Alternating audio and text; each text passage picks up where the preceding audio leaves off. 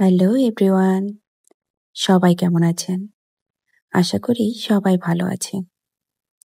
আমি অনুপা সাহা আর আমার নতুন আরেকটা ভিডিওতে আপনাদের সবাইকে স্বাগতম জানাচ্ছি।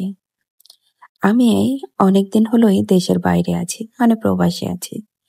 দেশ থেকে দূরে থাকলে সবার মতো আমিও দেশের জিনিসগুলো অনেক মিস করি। আর বিশেষ করে সিঙ্গারা আর জিলাপি। আহা! কি যে স্বাদ! তাই ভাবলাম আজকে নিজেই চেষ্টা করি সিঙ্গারা বানাতে। আসলে আমি এক্সপার্ট না, ভালো পারি না, কিন্তু মন চেয়েছে খেতে, তাই আর কি। তাই হাত লাগালাম। প্রথমে তো আমি ময়দা নিয়ে নিয়েছি, একটু লবণ, কালো জিরা, তেল, এগুলো ভালোভাবে মেখে নিয়েছি। আসলে এটা দেশের মতো তো টেস্টি হবে না, তবুও চেষ্টা করবো আর কি। ডোটা কিছুক্ষণ রেখে দেব, যাতে এটা আরেকটু সেট হয়ে নরম হয়ে যায় আর কি। এবার তৈরি করে নেব সিঙ্গারার আসল জিনিস। আসল জিনিস মানে এটা সিঙ্গারার ভিতরে যেটা ভরবো সেটাই। আমি এখানে নিয়েছি আলু, একটু পেঁয়াজ, টমেটো, কিছু বাদাম দিয়ে দিয়েছি, আর কিছু মশলা ইউজ করব। এগুলোকে চেষ্টা করছি ভালোভাবে ভেজে নিতে।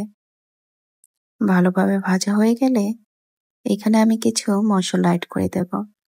আর একটু দিয়ে দিলাম আদা, রসুন আর পেঁয়াজের পেস্ট। এটা দিলে খেতে যদি একটু ভালো হয়। যাই হোক, সব ধরনের মশলাই দিয়ে নিচ্ছি। মশলাগুলো দেওয়া হয়ে গেলে মশলাগুলোকে ভালো করে মিশিয়ে নেব। দেশে যে আমরা সিঙ্গারাগুলো খেতাম, সেই সিঙ্গারাগুলো একদম পারফেক্ট হতো। আর এইখানেও পাওয়া যায় সিঙ্গারা, কিন্তু তেমন একটা ভালো লাগে না।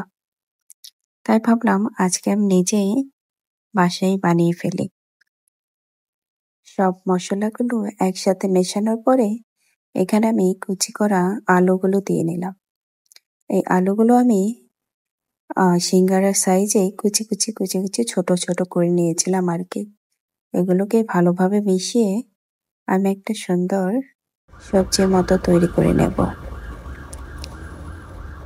এটা কিছুক্ষণ ভেজে নাড়াচাড়া করে মশলার সাথে মিশিয়ে নেব।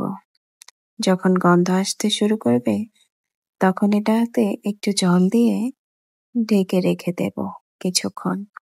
এগুলো যাতে ভালোভাবে সেদ্ধ হয়ে যায় আলুগুলো।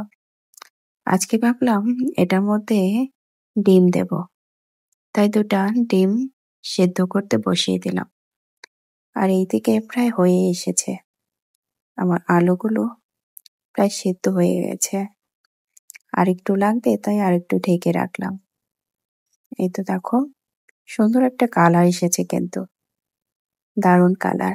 আর এবার ডো থেকে ছোট ছোট লেচি কেটে ফেললাম।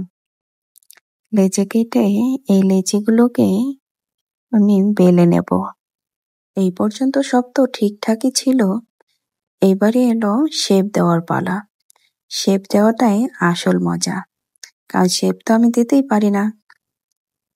কারণ সিঙ্গারা ভাজটা আমি এর আগেও যতবার চেষ্টা করেছি দেওয়ার, ততবারই কেমন কেমন যেন হয়ে গিয়েছে। ঠিকঠাক মানে করতেই পারিনি।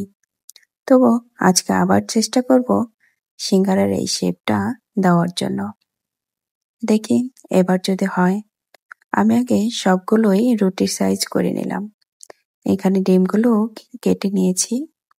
এবার দেখি সাইজগুলো আমি ঠিকভাবে করতে পারি কিনা।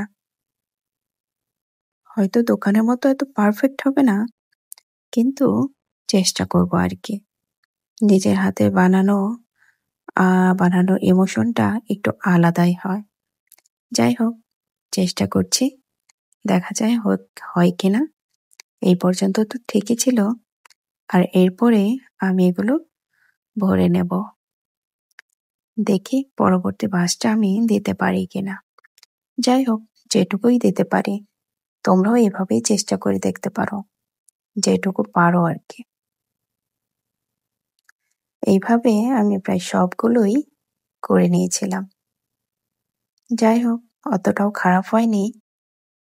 এবার সবগুলো ভেজে নেব। ডুবো তেলে সুন্দর করে আমি আস্তে আস্তে সবগুলো সিঙ্গারাই ভেজে নিয়েছিলাম। দেখো, সিঙ্গারাগুলো বেশ মচমচা হয়েছিল, আর সাথে আমি একটু চাও করে নিয়েছিলাম। তো এই হলো আমার সিঙ্গারা বানানো, গরম গরম সিঙ্গারা। এখন খেয়ে দেখি কেমন হয়েছে। দেশের টেস্টটা হবে না আমি জানি, তবুও এর আলাদা মজা আছে।